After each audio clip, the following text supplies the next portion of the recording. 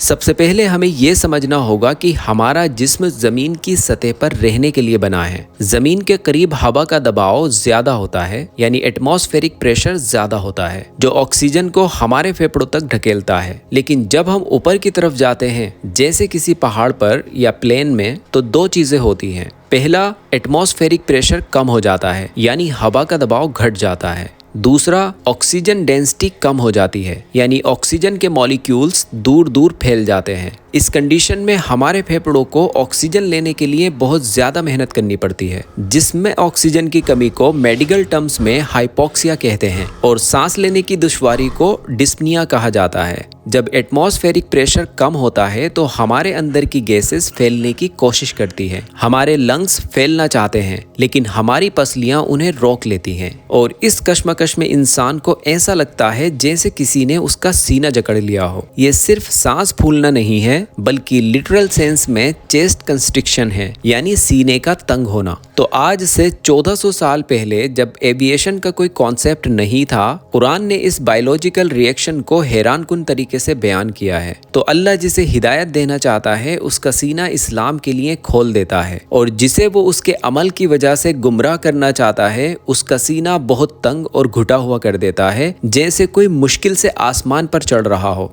अब यहाँ दो खास पॉइंट्स गौर करने के लायक हैं। पहला, ज़ैक़न हरजन, यानी बहुत तंग और घुटा हुआ। कुरान ने यहाँ सिर्फ मुश्किल लफ्ज़ यूज़ नहीं किया, बल्कि तंग लफ्ज़ यूज़ किया, यानी नैरो टाइट यूज़ किया। और ये वही फीलिंग है जो आज पायलट्स और माउंटेनियर्स हाइपोक्सिया के वक्त महसूस करते हैं कि सीना श्रिंक हो रहा है।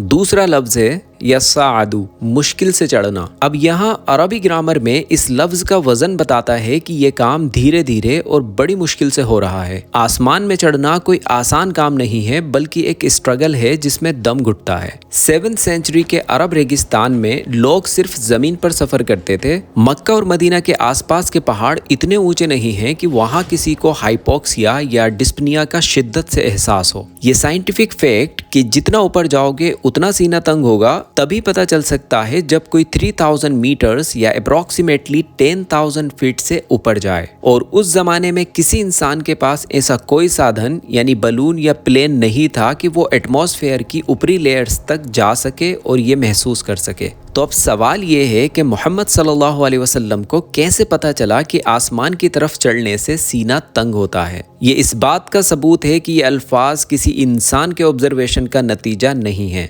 बल्कि उस खालिक के अल्फाज हैं जिसने आसमान, ज़मीन और इंसानी जिस्म बनाया। तो बेशक ये अल्लाह का कलाम है।